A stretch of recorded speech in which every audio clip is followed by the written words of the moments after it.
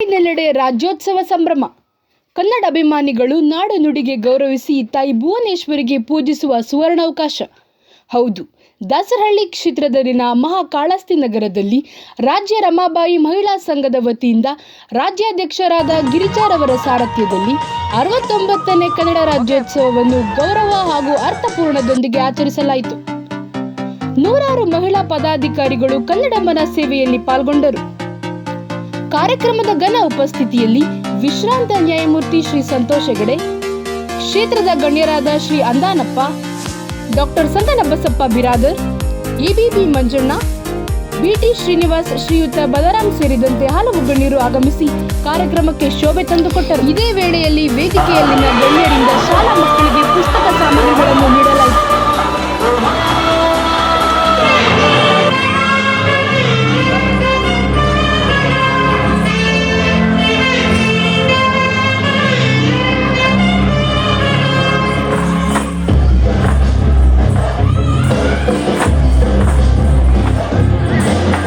ನೋಡಿ, ನೆಲ ಜನ ಸಂಸ್ಕೃತಿ ಬಗ್ಗೆ ಹೇಳ್ತಾ ಹೋದ್ರೆ ನಾವು ಬೇಕಾದಷ್ಟು ಹೇಳ್ಬೋದು. ಯಾಕೆಂದರೆ ಕನ್ನಡ ನಾಡು ಚಿನ್ನದ ನಾಡು, ಹೊನ್ನಿನ ನಾಡು, ಕಲೆಗಳ ಬೀಡು, ಕವಿಗಳ ನಾಡು, ಸಾಧು ಸಂತರ ಬೀಡು. ನಿಜವಾಗ್ಲೂ ನಾವು ಈ ಕನ್ನಡ ನಾಡಲ್ಲಿ ಹುಟ್ಟಿರೋದೆ ನಮ್ಮ ಪುಣ್ಯ, ನಮ್ಮ ಭಾಗ್ಯ. ನಿಮಗೆಲ್ಲ ಗೊತ್ತೇ ಇದೆ, ಸುಮಾರು 200 ವರ್ಷಗಳ ಕಾಲ ನಾವು ಬ್ರಿಟಿಷರ ದಾಸ್ಯಕ್ಕೊಳಗಾಗಿ ಈ ದೇಶವನ್ನು ಅವ್ರಿಗೆ ಒತ್ತೆ ಇಟ್ಟು ನಾವು ಪುನಃ ಪಡಿಬೇಕಾದ್ರೆ ಮಾಡಿದ್ದ ಸಾಧನೆಗಳು, ಕಷ್ಟ ನಷ್ಟಗಳು, ಸಾವು ನೋವುಗಳೆಲ್ಲ ಗೊತ್ತೇ ಇದೆ. ಇದೆಲ್ಲ ಆದ ನಂತರ ನಮ್ಮ ದೇಶಕ್ಕೆ ಸ್ವತಂತ್ರ ಬಂತು. ಈಗ ಸ್ವತಂತ್ರ ಭಾರತದಲ್ಲಿ ಡಾಕ್ಟರ್ BR ಅಂಬೇಡ್ಕರ್ ಅವರ ಸಂವಿಧಾನದ ಅಡಿಯಲ್ಲಿ, ನಮ್ಮ ರಾಜಕೀಯ ಧೋರಣೆಯ ಅಡಿಯಲ್ಲಿ ನಾವು ಈಗಾಗಲೇ ನೆಮ್ಮದಿಯಾಗಿ ನಮ್ಮ ದೇಶನ ಸುಭದ್ರವಾಗಿ ಕಟ್ತಾ ಇದ್ದೀವಿ. ಒಂದು ವಿಚಾರ.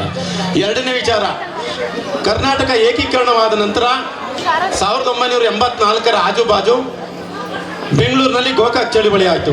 ಈ ಗೋಕಾಕ್ ಚಳುವಳಿಗೆ ಮೂಲ ಕಾರಣಗಳೇನು ಅಂತಂದರೆ, ಕೇವಲ ಉದ್ಯೋಗಗಳನ್ನು ಅರಸಿ ಹೊರ ರಾಜ್ಯದಿಂದ ದಕ್ಷಿಣ ಕರ್ನಾಟಕದ ದಕ್ಷಿಣ ಭಾಗದಿಂದ ಬಂದ ಕೆಲವರು ಇಲ್ಲಿ ಬಹುಸಂಖ್ಯಾತರಾಗಿ ನಂತರದ ದಿನಗಳಲ್ಲಿ ಕರ್ನಾಟಕದಲ್ಲಿ, ಅದರಲ್ಲೂ ಬೆಂಗಳೂರನ್ನ ನಮ್ಮ ದೇಶದ, ನಮ್ಮ ರಾಜ್ಯದ ರಾಜಧಾನಿಯಾಗಿ ಮಾಡಬೇಕು, ಕೇಂದ್ರಾಡಳಿತ ಪ್ರದೇಶವನ್ನಾಗಿ ಮಾಡಬೇಕು ಅಂತೇಳಿ ಕೇಂದ್ರ ಸರ್ಕಾರದ ಮೇಲೆ ಒತ್ತಡ ತಂದಂಥ ಸಂದರ್ಭದಲ್ಲಿ ಕರ್ನಾಟಕದಲ್ಲಿ ಕನ್ನಡಿಗನೇ ಸಾರ್ವಭೌಮ, ಕರ್ನಾಟಕ ಕನ್ನಡಿಗರಿಗೆ ಮಾತ್ರ ಮೀಸಲು ಅನ್ನೋ ಒಂದೇ ಕಾರಣಕ್ಕೆ ಈ ರಾಜ್ಯದ ಮೇಧಾವಿಗಳು, ಸಾಹಿತಿಗಳು, ಹಲವಾರು ಗಣ್ಯರು ಹೋರಾಟಗಳನ್ನು ಮಾಡಿ ಕರ್ನಾಟಕದಲ್ಲಿ ಕನ್ನಡವನ್ನು ಉಳಿಸುವ ಸಲುವಾಗಿ ಗೋಕಾಕ್ ಚಳವಳಿಯನ್ನು ಜಾರಿಗೆ ತರಲೇಬೇಕು ಅಂತೇಳಿ ಹೋರಾಟ ನಂಬಿಕೊಂಡ್ರು.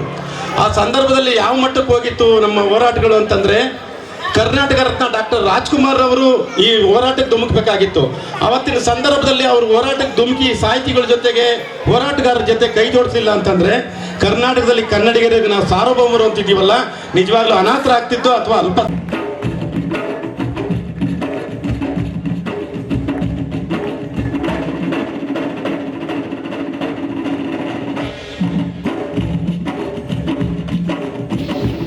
ರಮಾಬಾಯಿ ಮಹಿಳಾ ಸಂಘದ ಎಲ್ಲ ಪದಾಧಿಕಾರಿಗಳು ಹಾಗೂ ಗಣ್ಯರು ಪ್ರಭಾವಿ ನಾಯಕರಾದ ಶ್ರೀಯುತ EBB ಮಂಜಣ್ಣರವರಿಗೆ ಸನ್ಮಾನಿಸುವುದರ ಜೊತೆಯಲ್ಲಿ ಪುಷ್ಪಾರ್ಚನೆ ಮಾಡಿ ತಮ್ಮ ಅಭಿಮಾನವನ್ನು ಮೆರೆದರು. ಈ ಭಾಗದಲ್ಲಿ ದಾಸರ ಕ್ಷೇತ್ರದಲ್ಲಿ ಸೇವೆಯನ್ನು ಸಲ್ಲಿಸ್ತಾ ಇದ್ದಾರೆ. ಶ್ರೀನಿವಾಸ ಮಂಜುನಾಥ ಫೌಂಡೇಶನ್ ಎಂಬ ಸಂಸ್ಥೆಯಿಂದ ಸಾಕಷ್ಟು ಜನಪರ ಕಾರ್ಯಗಳನ್ನು ಮಾಡ್ತಾ ಈ ಭಾಗದಲ್ಲಿ ತನ್ನದೇ ಆದ